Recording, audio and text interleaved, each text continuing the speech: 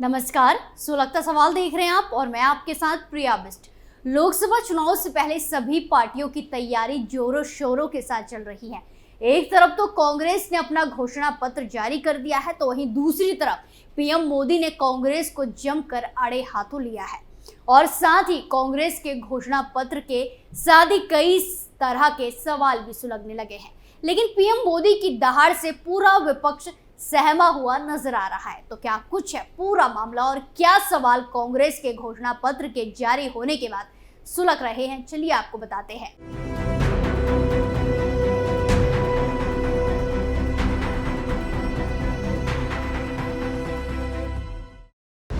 घोषणा पत्र में कांग्रेस ने क्या की गलती, पीएम मोदी के आगे कैसे झुका पूरा विपक्ष, कैसे घोषणा पत्र से फंस गई कांग्रेस पार्टी, सवालों के घेरे में क्यों आया कांग्रेस का घोषणा पत्र।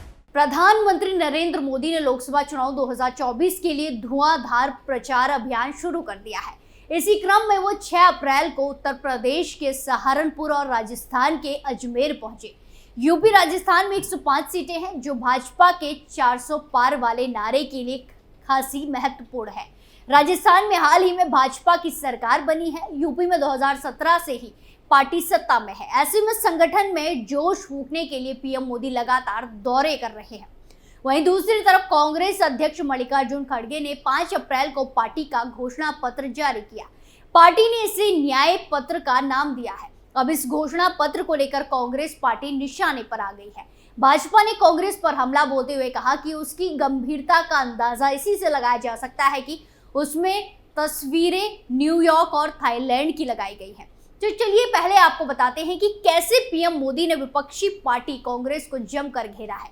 दरअसल 6 अप्रैल यानी कि भाजपा के स्थापना दिवस का जिक्र करते हुए राजस्थान के अजमेर में पीएम मोदी ने इसे एक संयोग बताया कि इसी दिन उन्हें पुष्कर क्षेत्र में आने का मौका मिला।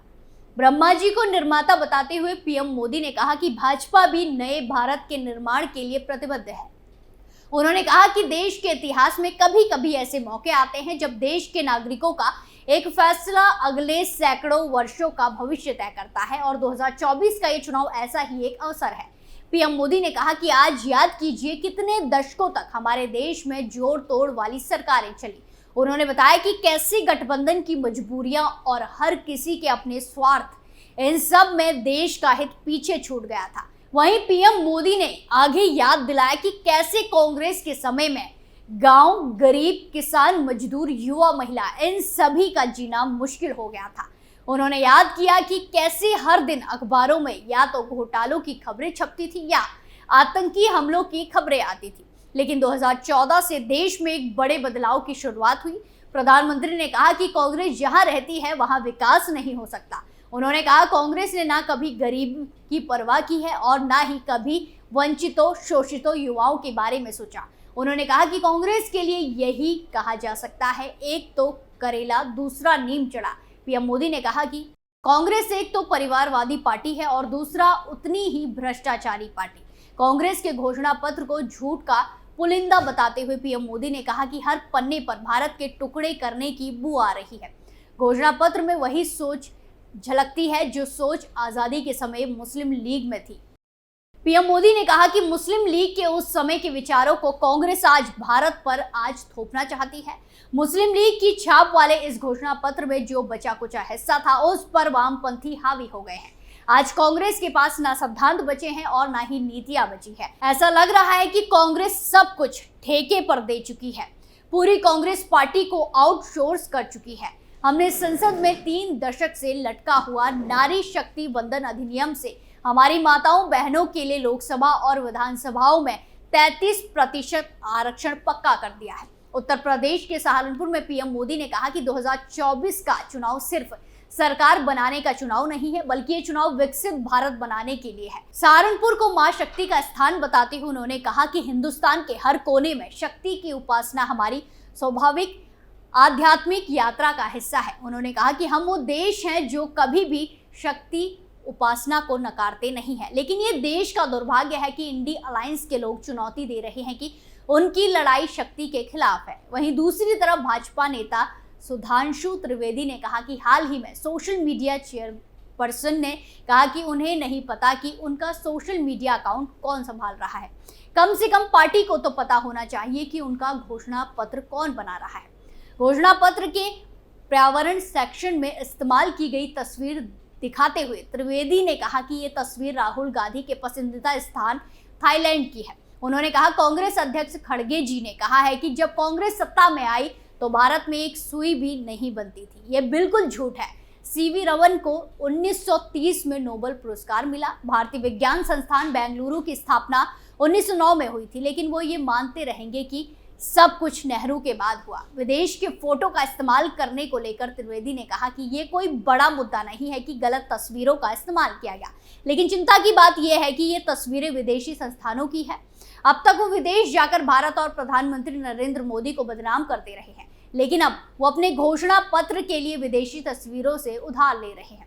भाजपा नेता ने कहा कि कांग्रेस ने शासनकाल के दौरान केंद्र या राज्य में जारी अपने घोषणा पत्र के किसी भी वादे को पूरा नहीं किया। वहीं इस घोषणा पत्र पर प्रतिक्रिया देते हुए असम के मुख्यमंत्री हेमंत बिस्वा शर्मा ने पूछा कि क्या घोषणा पत्र का मसौदा तैयार करने के लिए किसी विदेशी एजेंसी को काम पर रखा था। शर्मा ने कहा कि कांग्रेस के घोषणा पत्र में एक निर्वाचित राज्य सरकार को हटाने, 3 तलाक को बहाल करने, ओपीएस पर यूटर्न लाने का वादा किया गया है। इसके किसी भी वादे पर कोई डिलीवरी की तारीख नहीं है। उद्योग 4.0 के लाभों का दोहन करने की योजना का लाभ अभाव है। और सबसे बुरी बात यह है कि थाईलैंड और अमेरिका की तस्वीरें भारत की तरह सामने आती हैं। इतना ही नहीं, कांग्रेस मुस्लिम तुष्टीकरण के लिए कुख्यात है। इसका परिणाम यह हुआ कि पार्टी लगभग 52 सीटों पर सिमट गई, लेकिन तुष्टीकरण छोड़ने के लिए तैयार नहीं है। कांग्रेस ने शुक्रवार 5 अप्रैल 2024 को लोकसभा चुनाव 2024 के लिए अपना घोषणा पत्र जारी किया, जिसे न्याय पत्र नाम दिया गया है। इस न्याय पत्र में कांग्रेस समाज को तोड़ने वाले कई वादे कर रही है। महत्वपूर्ण बात यह है कि कांग्रेस ने हाल ही में मोदी सरकार द्वारा बनाए गए 3 कानून को रद्द करने, मुस्लिमों को पर्सनल लॉ को बनाए रखने और धार्मिक स्वतंत्रता के नाम पर कई तरह की छूट देने का संकेत अपने इस घोषणा पत्र में दिया है। इसके अलावा स्कूल कॉलेजों में बुर्का, हिजाब को पहनाने की अनुमति, भाषा और खान पान की स्वतंत्रता की बात कही है। ऐसी स्थिति गौ हत्या, लव जिहाद, लैंड जिहाद जैसे सामाजिक ताना बाना को तोड़ने वाले कार्यों को बढ़ावा मिल सकता है। यहाँ तक हेट स्पीच के नाम हिंदुओं की स्वतंत्रता की दमन, मुस्लिम जजों की नियुक्ति करके न्यायपालिका को धार्मिक आधार पर बांटने की कोशिश और जाति जनगणना कराकर हिंदुओं को बांटने का संकेत दिया है। कांग्रेस ने अपने घोषणा पत्र में अल्पसंख्यकों के लिए 9 पॉइंट जारी किए हैं। इसके पहले पॉइंट में कहा गया है कि संविधान के अनुच्छेद 15, 16, 25, 28, 29 और 30 के तहत अल्पसंख्यकों को मिलने वाले मौलिक अधिकारों का आदर करेगी और उन्हें बराबर रखेगी। अगले पॉइंट में पार्टी ने कहा है कि अनुच्छेद 15, 16, 29 और 30 के तहत भाषा की दृष्टि से अल्पसंख्यकों को मिलने वाले मौलिक अधिकारों का आदर करेगी और उन्हें बराबर रखेगी।